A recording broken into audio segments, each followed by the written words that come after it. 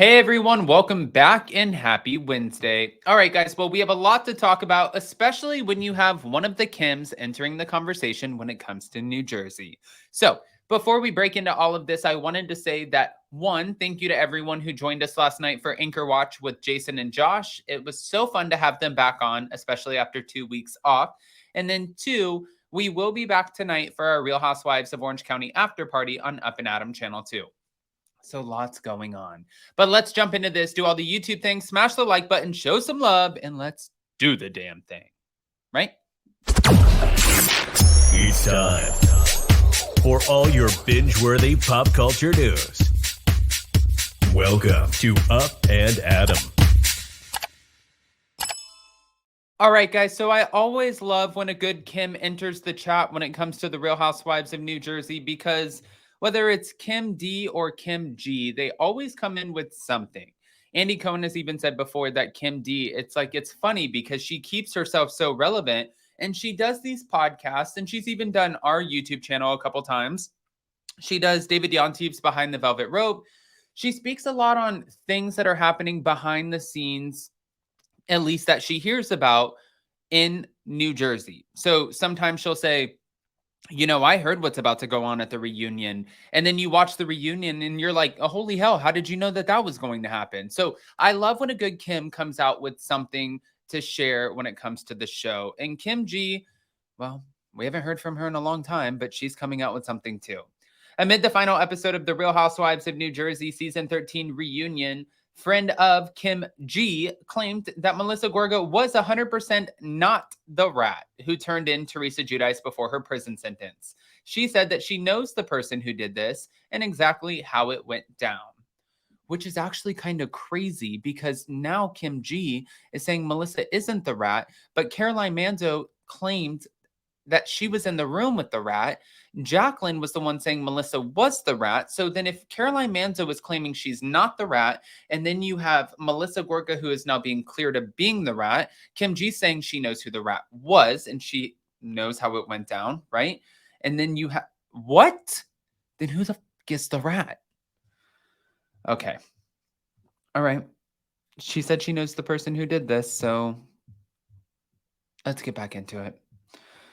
Kim G, who entered into the franchise in season 2 as a friend of, responded to Teresa's claim that Melissa and her husband Joe were involved in sending Teresa and Joe Giudice to prison due to the Gorga's animosity towards his former brother-in-law. In a June 13 tweet via Heavy, Kim wrote, "We need to get this straight.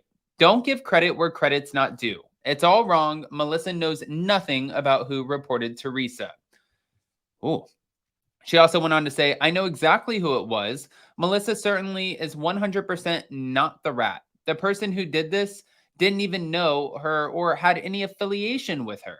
I know exactly what went down, details even before and how it went down. No part of it myself. I know all. Definitely. Why now?" In a separate tweet, Kim G also added, "Teresa knows exactly who did this and always did know, and she knows that I know." Kim G. Well, Kim G just cleared the Gorgas, but still that leaves everybody with wondering who was it then? But now that I'm thinking about it and trying to dissect who actually would have been the rat who turned in the Giudices, nobody ever said that it was somebody who was on TV. They just said that they knew who it was. And if you think about it, for the longest time, like we saw Dolores in the background and then she became a front cast member on the show. But we just knew that she was there. We didn't really know her. So, and no, I don't think Dolores is the rat.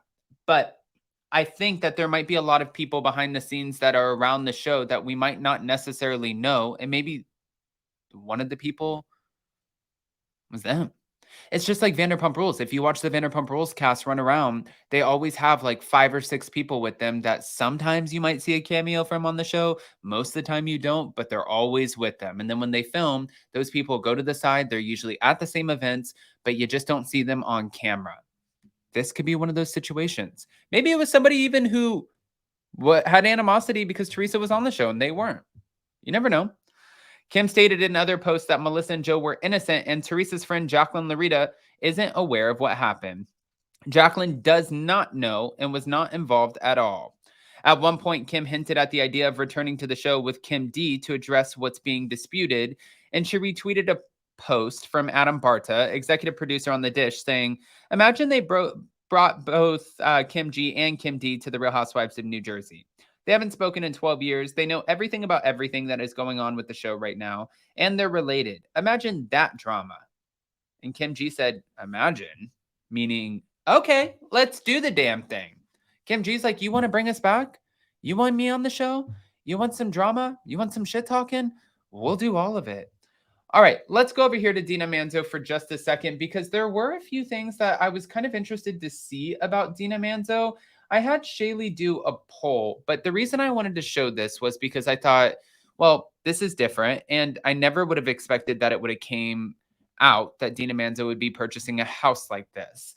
All About the Real Housewives, they do great work, especially with the way that they do their Instagram and how many things that they're constantly showing off. I'm going to show you guys a photo, not a photo, but a couple photos of Dina Manzo's new $16 million Montecito mansion. Here we go. I mean, thank you, All About the Real Housewives.